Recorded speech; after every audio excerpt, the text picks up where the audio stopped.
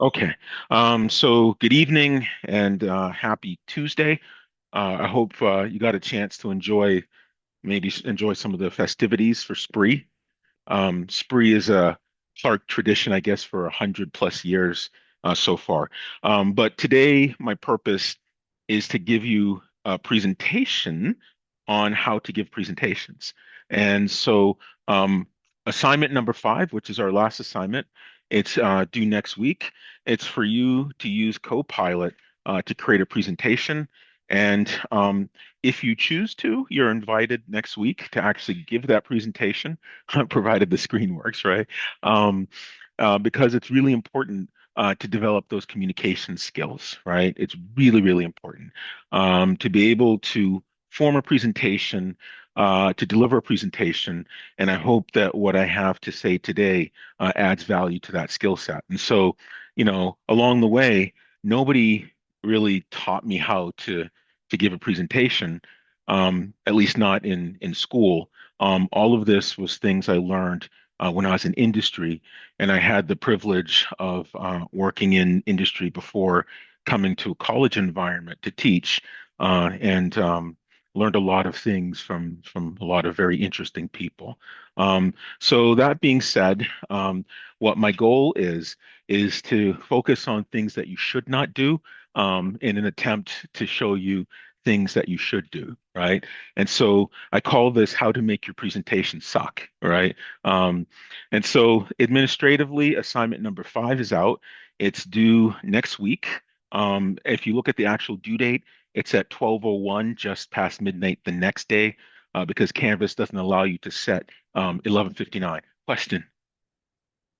Oh, you didn't get one. You didn't? Okay, let's see. Um, let's see. I got two more. I thought I gave you. Was that yours? Or oh, that's countries.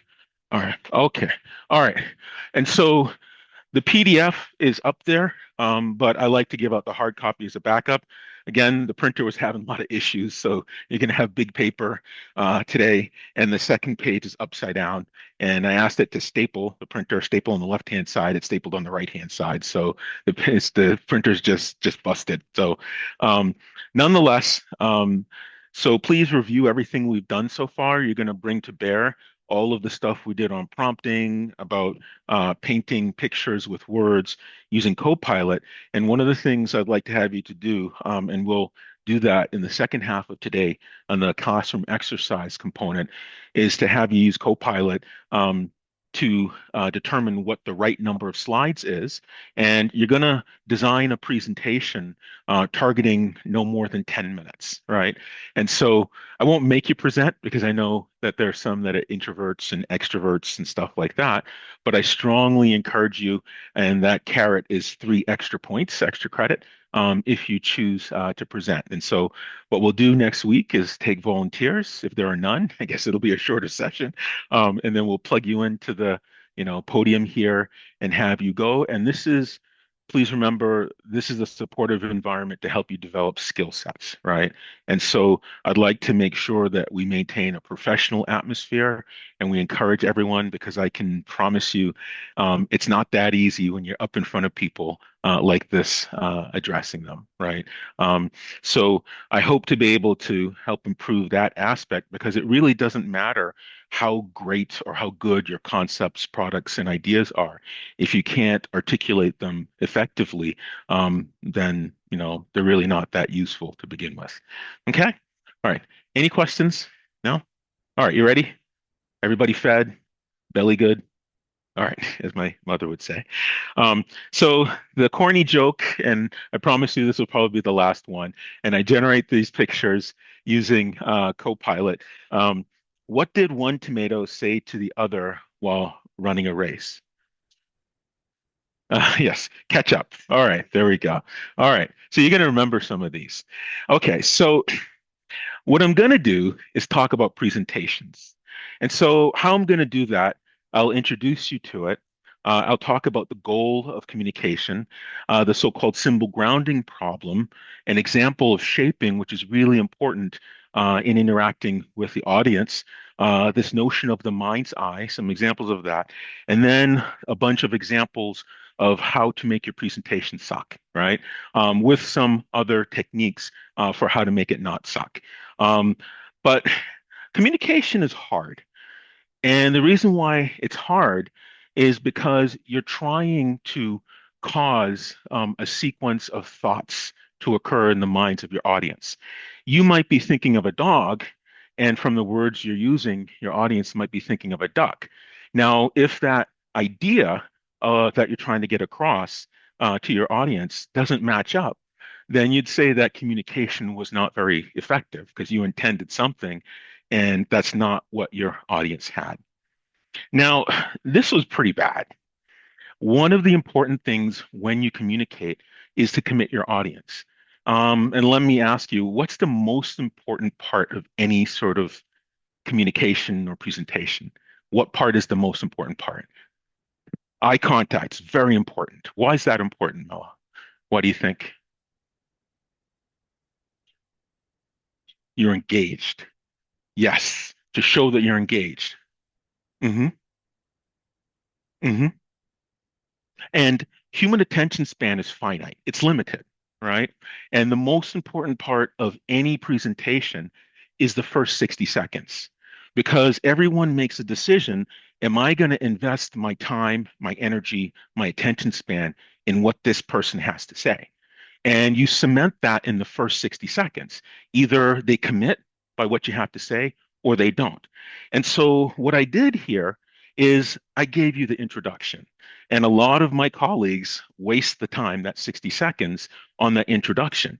And if you've ever sat recently, I still like going to movie theaters, but if you've ever sat recently in a movie theater, you see the trailer for a movie, right?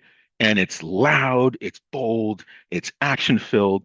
And the goal of that trailer is to commit your audience to go and spend their dollars to see another movie. Now, they don't give you words on the screen to tell you what happened. No, they give you visuals and not words. And so let me start this over again with a bit of a trailer. So, communication is very powerful.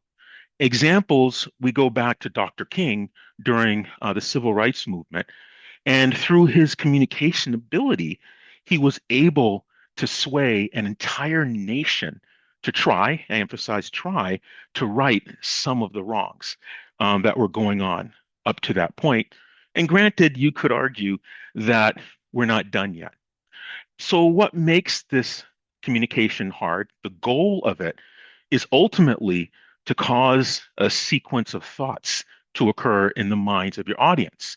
Now, if you have one thought, like a dog, and your audience, based on the words you use, is of a duck, if those two ideas, and they don't have to be the exact same thing, but if they don't match up, that communication is not considered effective. And so, what I've done here is given you the trailer. And it's on purpose. It's a stunning image that fills the screen because you didn't have a chance to distract your attention on words. And I used an image of something that I believe you might care about. And so, this idea when you open a communication, you want to commit your audience because if they don't pay attention to you, they're going to spend that attention span on something else, like maybe what I'm going to do after class or the pizza or such and so and so. And so, the problem with communication, this mismatch between the idea that the communicator has and the idea that the audience has, is something called the symbol grounding problem.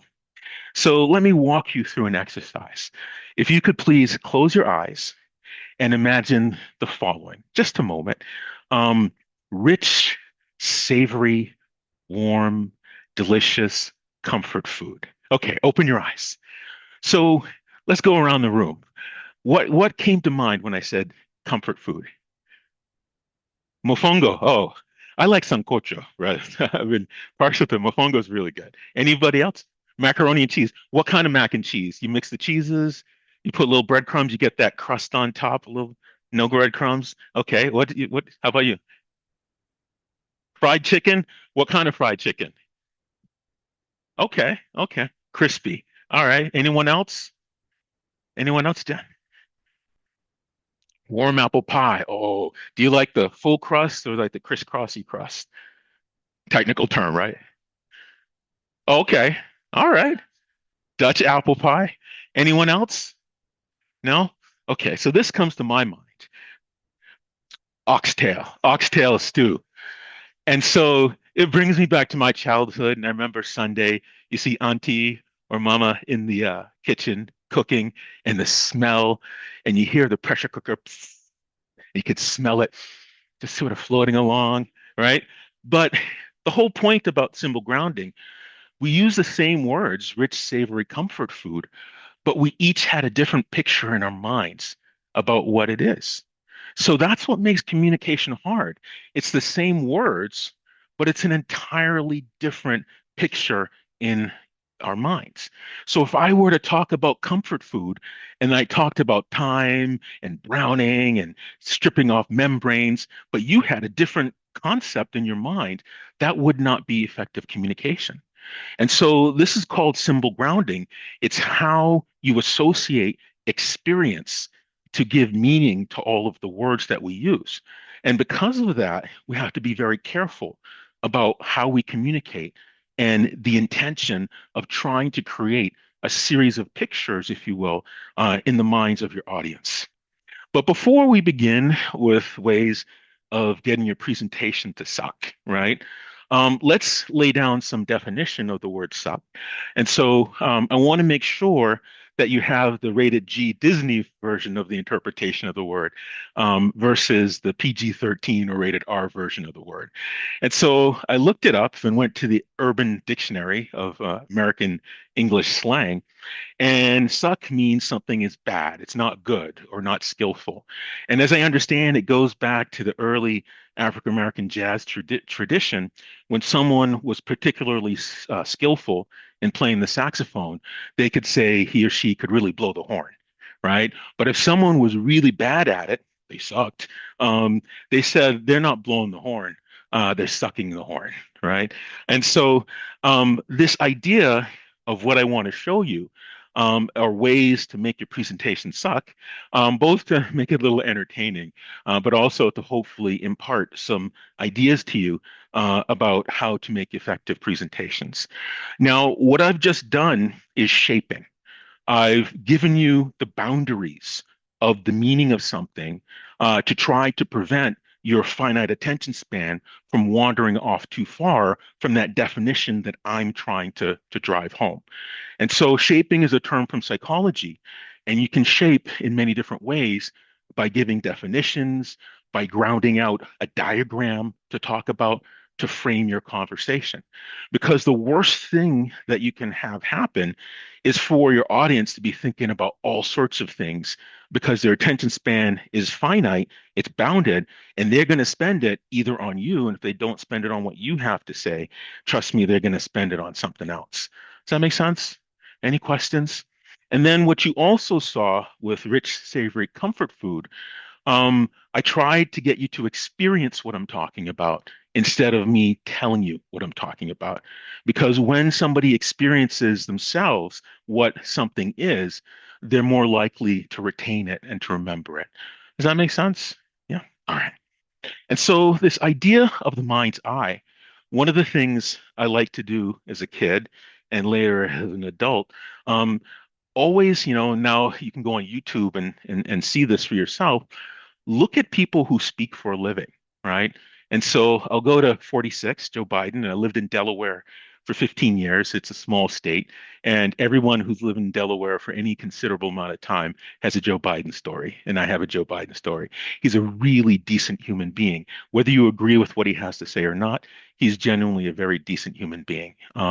So nonetheless, let's say 46 is giving a speech to an audience, and he wants to get across the idea of coming home after a hard day's work to relax. Okay.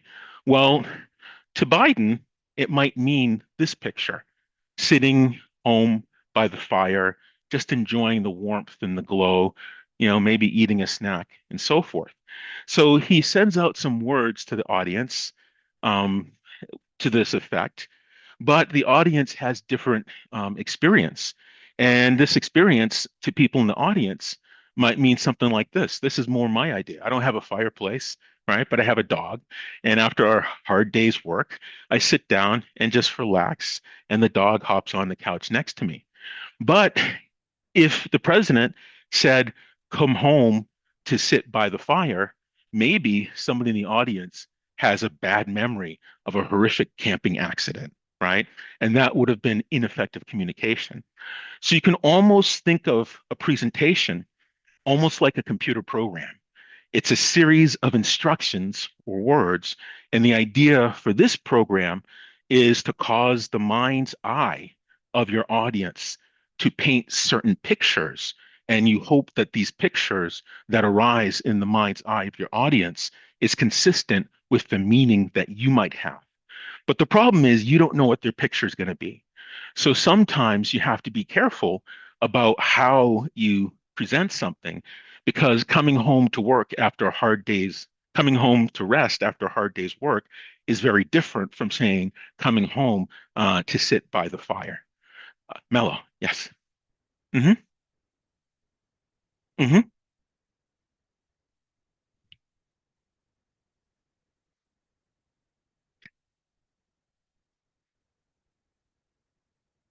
Ah, uh-huh.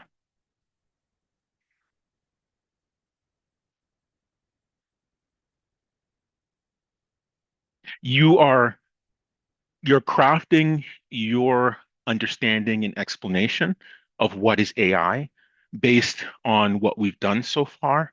But you're also using your own words and your own descriptions to try, as I'm discussing here, to create a series of thoughts in the minds of your audience. And so you'll be using Copilot to develop those ideas, both the prompting techniques, prompt engineering we've discussed, but also for the techniques for using words to paint pictures, prompting to create pictures to represent things. And so all of the assignments along the way were cumulative in building skills towards this, up to and including Who is Hormuz, where you create a timeline that describes how something came into being. And that required successively negotiating back and forth interactively with Copilot to get that. So the first thing you would do to answer your specific question is tell Copilot what it is you need to do. I'm trying to create a presentation that talks about AI and also a useful application of AI. Now, how you define useful is completely up to you. But the only constraint is it shouldn't take more than 10 minutes if you choose to present it. Have I answered your question? Okay. Any other questions? No? All right. So let's take a look at ways to make your presentation suck. And in this, I'll also talk about ways to not make your presentation suck. So the first thing you need to do, if you really want your presentation to suck, is have an exceedingly long title on your slides. Because, assuming that people aren't smart enough to figure it out is really how you make your presentation suck. And then, of course, to make it suck, use a really small font so no one can really see what you have and put lots and lots of words on it because how you get your presentation to really suck is for your audience to pay attention to reading the slide and not to what you have to say to interpret those ideas. Okay.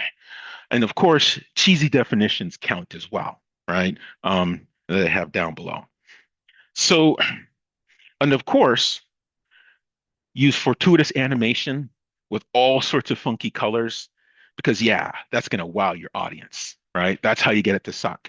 When you make a presentation, it's not the flashy graphics and fonts that make the difference. You want to make the content of what you're trying to get across be the star of the show, right? It's just distracting when you have all that stuff. So you want to keep it willfully simple, use pictures as much as you can, and don't rely on how fancy stuff is because that's ultimately not going to impress anybody. Does that make sense? Any questions? No? And of course, don't use pictures very much because, picture's not worth 1,000 words. Um, you don't want your audience to get a concept of what you're doing. That's how you really make your presentation suck. And of course, if you want to really ruin your pictures, change the aspect ratio. Every photograph has a certain number of pixel dots along the horizontal direction and the vertical direction. And the ratio, proportion between the two is called the aspect ratio. If you stretch something to the left or to the right or up and down, and you don't preserve that ratio, it's going to look really weird, like we see that stretched out squirrel. And that's going to really make your presentation suck. So when you have pictures, make sure you preserve the quote unquote aspect ratio. If you're going to make it larger, drag it along the diagonals. So the length and the width increase proportionately to maintain that aspect ratio. Okay, questions? No questions? And of course, you can be extra tacky by telling everyone you're ripping off someone else's licensed material. And as you can see here, I don't know who Karen Burke is, but she takes some really great photographs. And I basically told you I took someone else's picture without permission to use that. In my classes, I pay for a source to be able to use various images in my classes. So make sure that you can use a photo, and certainly using something like Copilot to generate photos is considered royalty free. You're always welcome to pay someone for their art. There are a lot of places that will gladly take your money for that, but don't be tacky unless you want your presentation to really suck. Make sure that you can use things that you are using. And of course, the first time you actually look at your slides is when you're giving your presentation. That's how you really get it to suck. Because what that does is it does not convince your audience that you understand your content. Because you don't ever want to seem like you understand your content if you want your presentation to suck. And of course, don't bother to check your spelling, right? If you really, really want it to suck, because nothing will take from any important message that you have to say like having spelling errors. But the good news is in this modern era, even with PowerPoint and presentation software, it'll tell you you make a spelling mistake. And I'm a horrible speller, believe it or not, absolutely horrible speller. Um, and of course, humans are social. We like to make connections and interact with another. If you really want your presentation to suck, turn your back to the audience, press your press your face up against the board, and read things out to them. Right? Nothing makes your presentation suck by not engaging with your audience. And so you notice here, I make eye contact, and I personally like to walk around the room. Some rooms are less conducive to that, but nonetheless, you want to make sure you commit and you engage with your audience. And always, always, if you especially want your presentation to suck, make sure you go off topic, right? Since I have your attention, I wanted to show you a little bit of one of the research projects in my lab that has absolutely nothing to do with the class. It's an autonomous wheelchair. And so we're building it from scratch, designing the circuits. It's all undergrad powered, and the students have a lot of fun with it. Oh, but I digress. Um, if you want your presentation to suck really, really bad, and granted, some of my colleagues in computer science sometimes do this, you want to squeeze in as much math as possible because nothing says horrific like vomited mathematics all over the place without motivating what it means, where it comes from. People don't do things that way. So if you especially want your presentation to suck, have lots of specialized derivations and symbols and math and just show it all at once. You're not really impressing anybody. Okay. Any questions? You still there? Okay. Yeah. We can talk another time about what it is. But you want to make sure you develop it conceptually and then you introduce things and give the definition before you use it. It's your responsibility to do that for your audience. Okay, does that make sense? All right. And of course, if you give the details before the background, your presentation will especially suck. And so I'll walk you through an example of that. This is called the BADI indicator, Baltic Dry Goods Index. And this index talks about over time, what is the cost of shipping? So shipping can go down, shipping costs can go up, it can go down, it can do lots of things. And so this indicator or this measurement is a so-called leading indicator, meaning if the cost of shipping goes up 6 months later, the cost of goods or the economy gets better. If the cost of shipping goes down 6 months later, the cost of goods or the size of the economy gets worse. But I haven't told you any background about this. So let's fill in some of the background. And I'm going to tell you a story, a true story, about what this thing is. So let me tell you a little bit of a story. And this is purpose with showing you an example of giving the background behind a very complex concept. And so the world is very small. And so the parts that comprise a product come from many different places. We live in a very interconnected world. And when the economy is good, people get paid, they have money in the pocket, and they buy things. United States economy is very much a so-called consumer-based economy. And what happens when people buy things? What happens? What do you think? The economy moves. And so when you buy stuff, you go into the store, more people go into the store, they buy stuff. And that store says, my gosh, we're selling a lot of bed frames, a lot of tools, a lot of electronics. Let's go ahead and order more of them. So if they order more of them, the factories say, gosh, we're getting more orders. Let's ramp up production. Okay. So what happens is the raw materials go across the world in one direction, usually over sea, on cargo ships. And then they land at the factory, they get manufactured. And then the finished products go back in the other direction and they land on shore. And so if more orders are being made and more manufacturing raw goods are being sent and more finished goods are being sent back, that means there's increased demand for this cargo space. And the economic principle supply and demand says if there's more people that want it, the price is going to go up. Okay.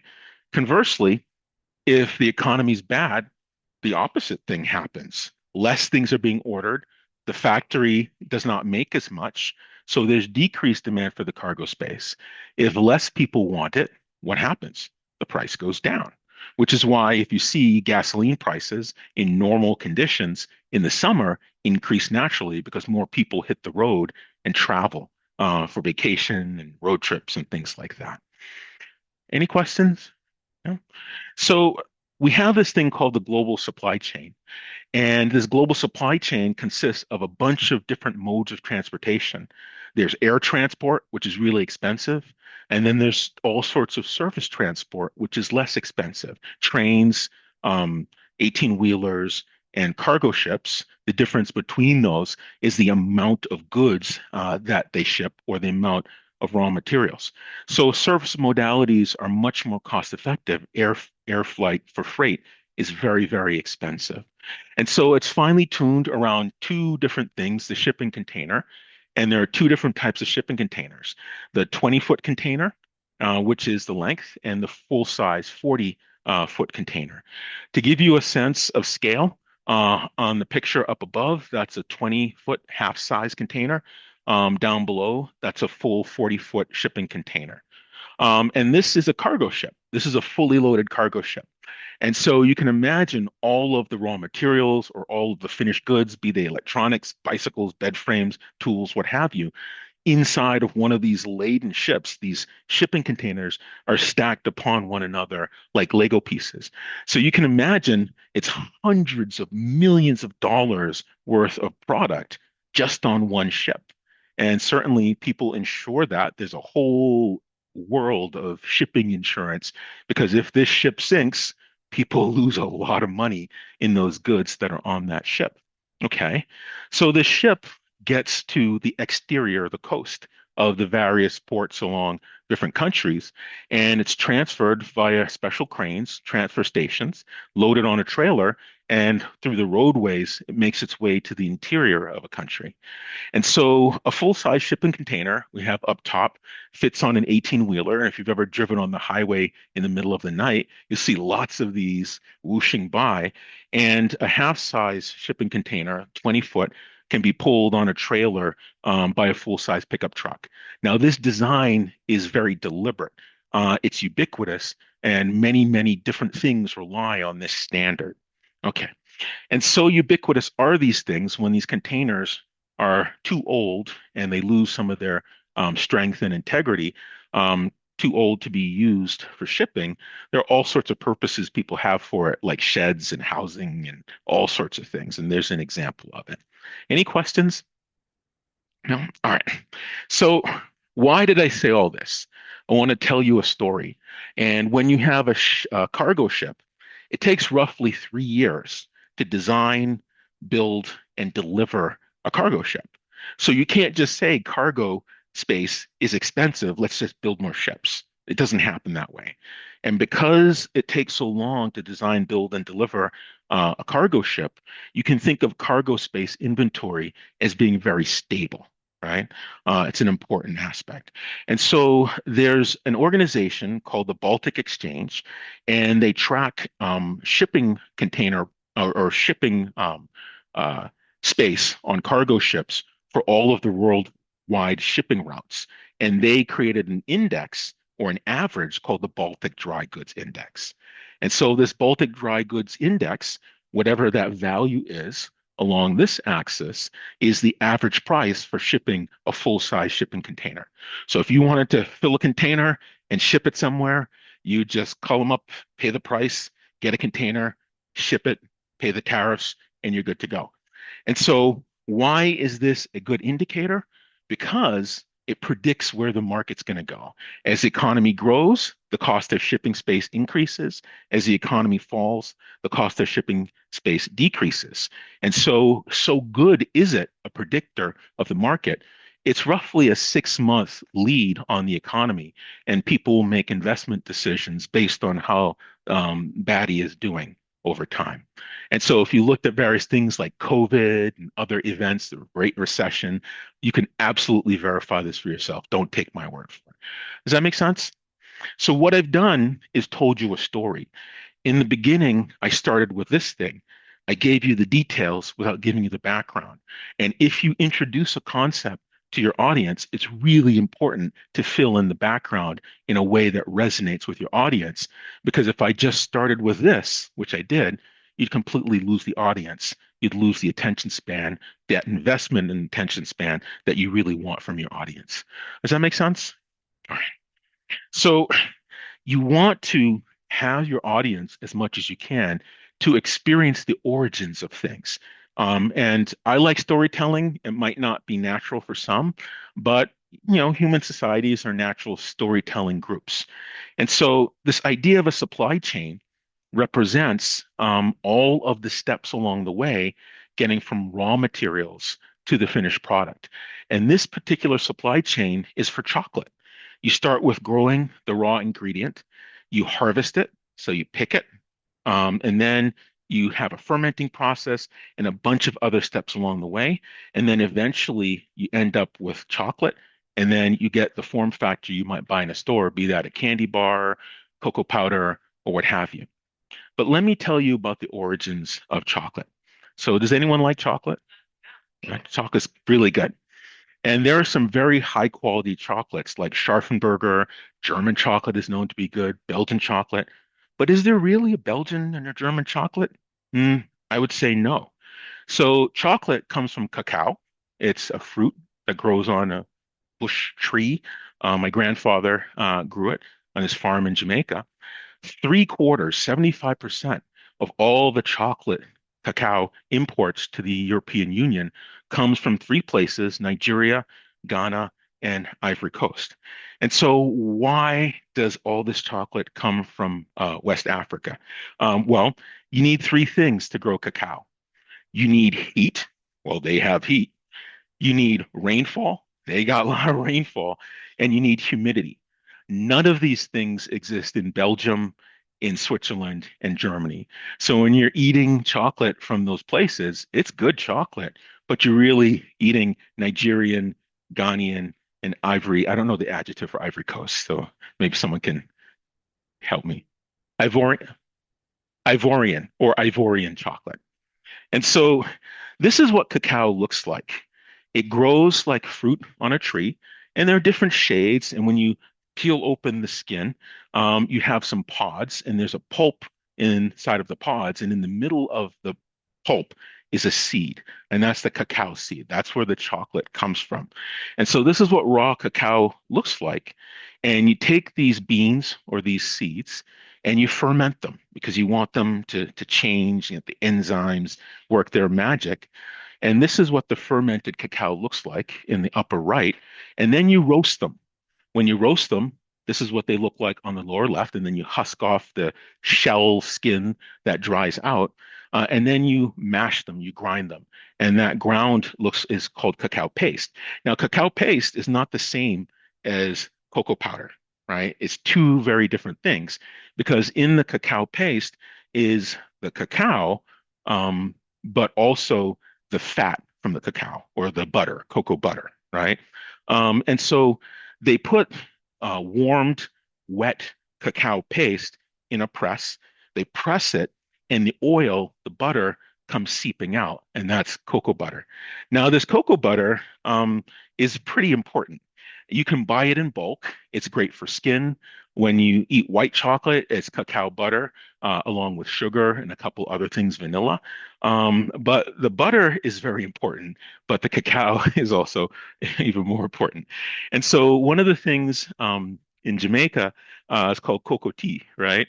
And cocoa tea, they take the cacao paste and they form it into what looks like charcoal briquettes, and you grate it and you boil it with milk and some other spices. And this is the best hot chocolate you've ever had in life. It has a higher fat content, and you just need to hold on to something because you're going to take a nap soon if you have a cup of it. But nonetheless, this is the story of cacao and ultimately of chocolate. Now, the reason why I say this is that at each step along the supply chain, you add value. And so the price associated with the harvested is different from the grown. And then once you ferment them, you're adding more value. And most recently, a lot of these sourcing nations, like in West Africa, are deciding to do more of the processing themselves so that they can retain that value versus sending that out and letting someone else capture that value. And so this is the idea of a supply chain. And what this whole story is to tell you about, a little bit about cacao, but also another way of presenting the background before you present the detailed concept. Does that make sense? All right. Because everybody likes a good story. It should be a true story, but everybody likes a good story. Okay. And so one of the things I did with this idea of experiencing, giving the overview before the detail, was when we talked about prompting to create pictures. I don't know if you remember this picture, and we talked about how AI creates pictures from descriptions. And so I animated and gave a description. Give me a house near the woods, off in the distance is a mountain, and the mood is mystical. So then I displayed Bob Ross with the hopes that you all would know who that was. You can almost imagine you're feeding instructions to some painter in the background who's filling in all of these details that you describe.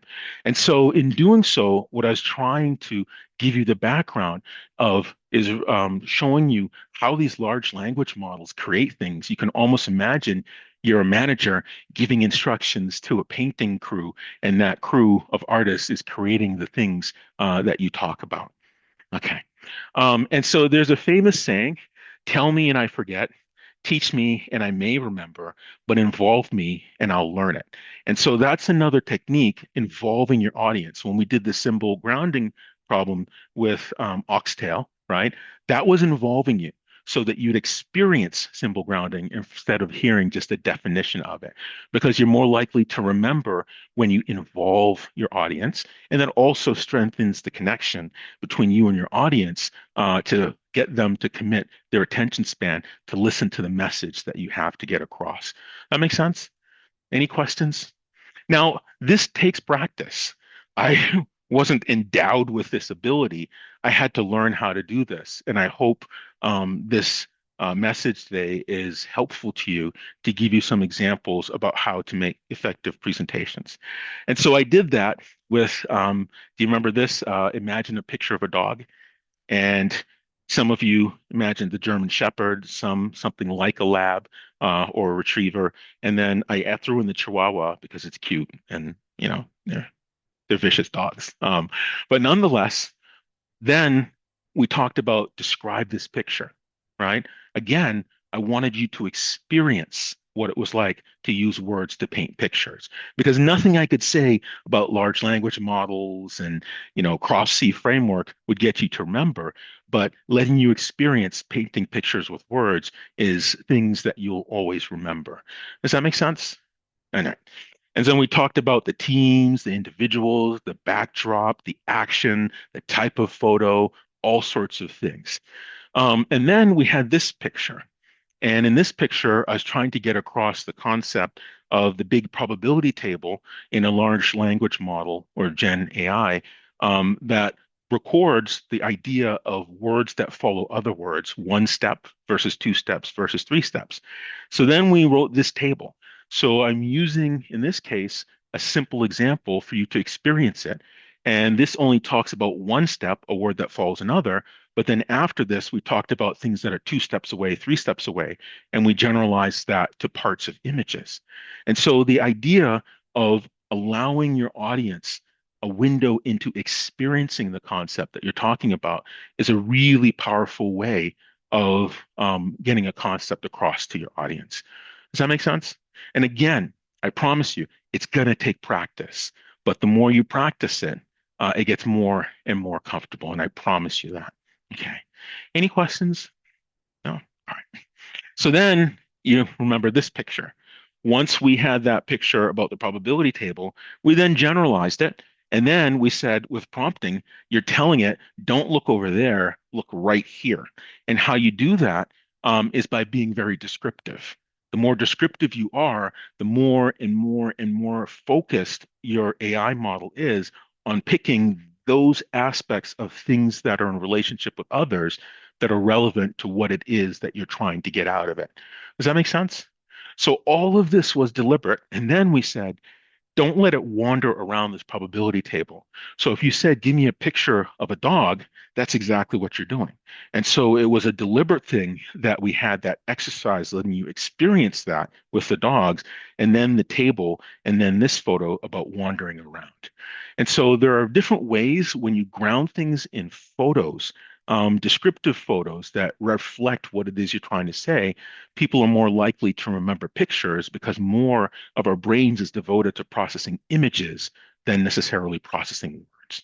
Does that make sense? Any questions? And if you have fewer words, you don't give your audience the opportunity to just focus in on what's on the screen. They're sort of relying on you rather, to provide context behind what it all means. Does that make sense? All right. So it's really important to also know your audience. If you're asked to give a presentation, your first question should be, who are the people that I'm going to be giving the talk to? And so they generally arise in three different categories.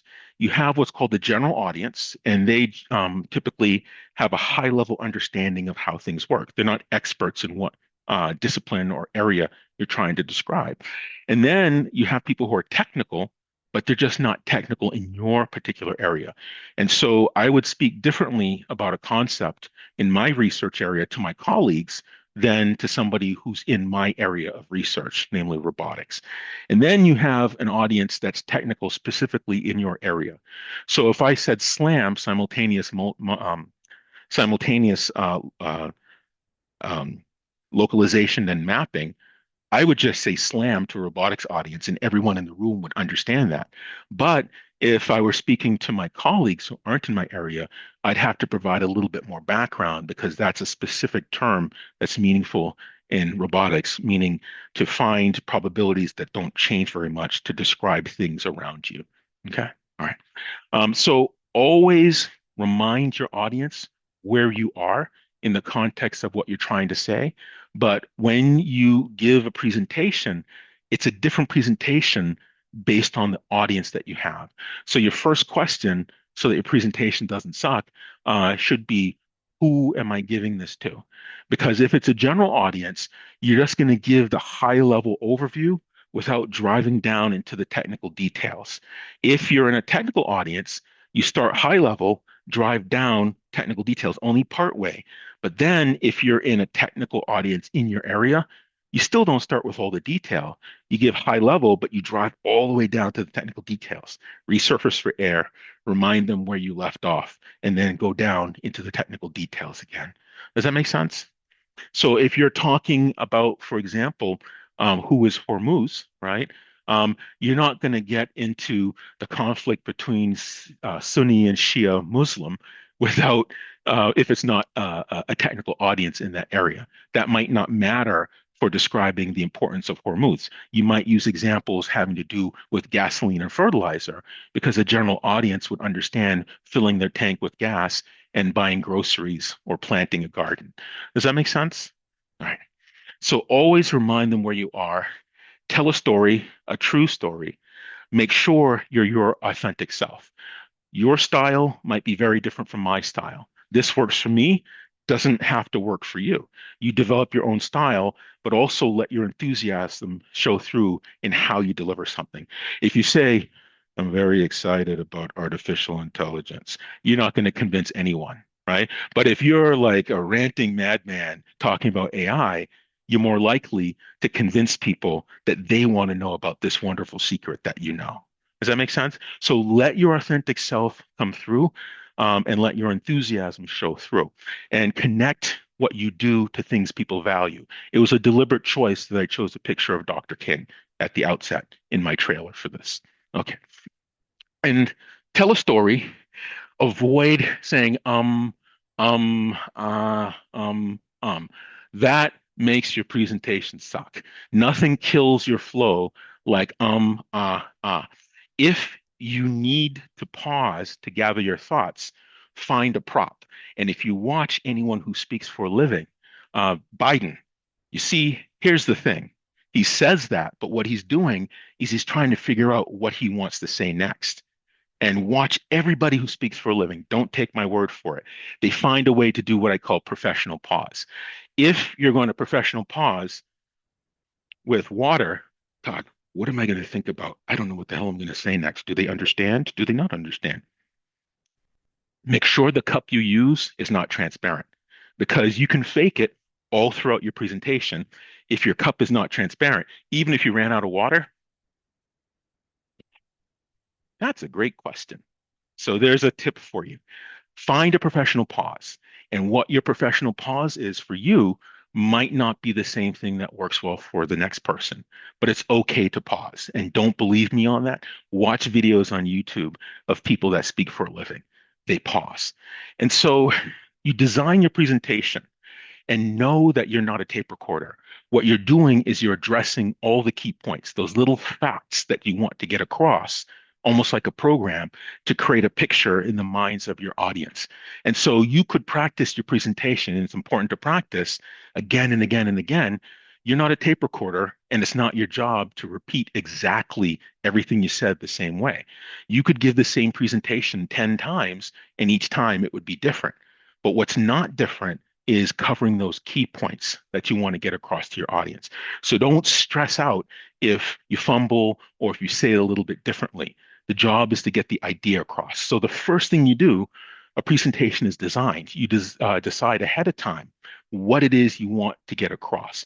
And so what I wanted to get across is have a trailer, a picture that's stunning and compelling with few words. Teach about the mind's eye.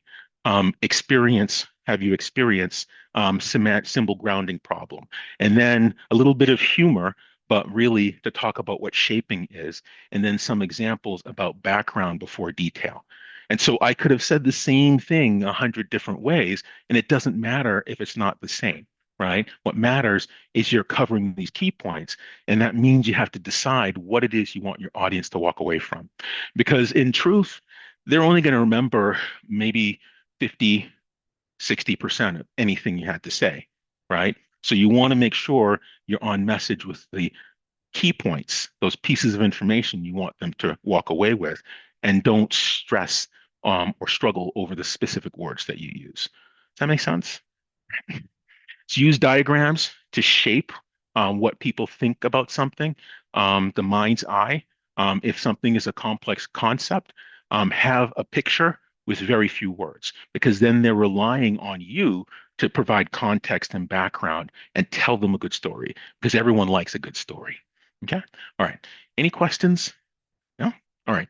And never, ever, ever auto time your presentation. There is a feature on PowerPoint where you can say change the slide every 30 seconds or every minute or what have you. Don't ever do that. If you can't stay at your keyboard, you can buy one of these remote clickers. You plug it into your computer and you can walk around, press the button in your hand, and it'll advance the slide. Never use auto time because, again, you're not a tape recorder and things are going to take different times sometimes. Maybe someone asks a question, all of a sudden, oops, the slide advanced. And then you're kind of nervous, going, uh-oh, what do I do now? Right? So never auto time. You want to, even if you have animations, you want to scroll through the animations yourself. You control it. Don't let the auto time happen, even though that's a feature. And remember, you're not regurgitating memorized speech. And I said that before out of order. I forgot the slide was here. Um, but you're trying to address the key points. So it's okay if it comes out differently from how you originally intended it. And practice, practice, practice. I came from industry to academia. And I remember my first class that I taught in fall of 2010. And I'm thinking to myself, what the hell am I going to say to these people for the next 75 minutes? So I practiced and practiced and practiced. And then eventually it got more comfortable. And if you see the titles on the slides, those titles aren't there for you. Those titles are there for me. And when I look at the title, I've practiced enough that I can think of the key points associated with this slide and tell you the story around it. But that requires practice and getting comfort and creating good pictures that are meaningful to you. It's all a deliberate thing. And the name of the game is causing a sequence of thoughts to appear in the mind of your audience. And you want to make sure it represents the same idea. It doesn't have to be the same picture, but it should represent the same idea that you intend it to be. And so it'll never be the same twice. And so a lot of times, I work with students and they will get frustrated, they'll fumble,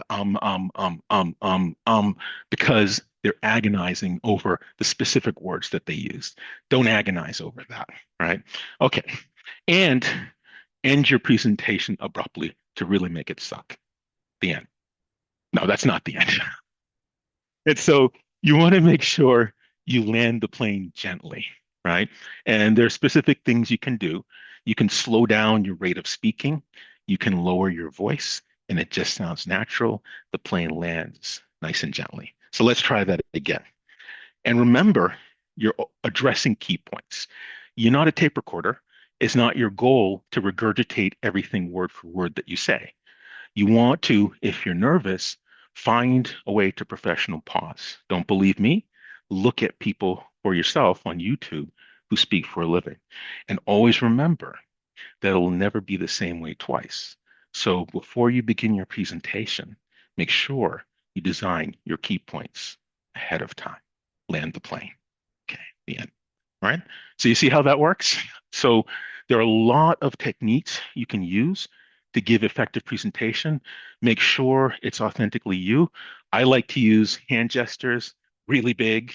It's the graph goes up, stuff like that. That works for me. It might not work for you. So you find your sweet spot for how you like to present, but always design a presentation ahead of time. So when you start in the second half on your presentation, you want to first decide what things you feel are important to talk about what AI means by your definition. Does that make sense? And always remember, a picture is worth 1,000 words, and make sure it's authentically you. Right? Those are often the best presentations. But practice matters. And over time, I promise you, you don't want to see me in fall of 2010, right? I was a wreck. But certainly that just took a lot of practice. And over time, the goal is to be better where you are today versus yesterday. And that's called success. Okay.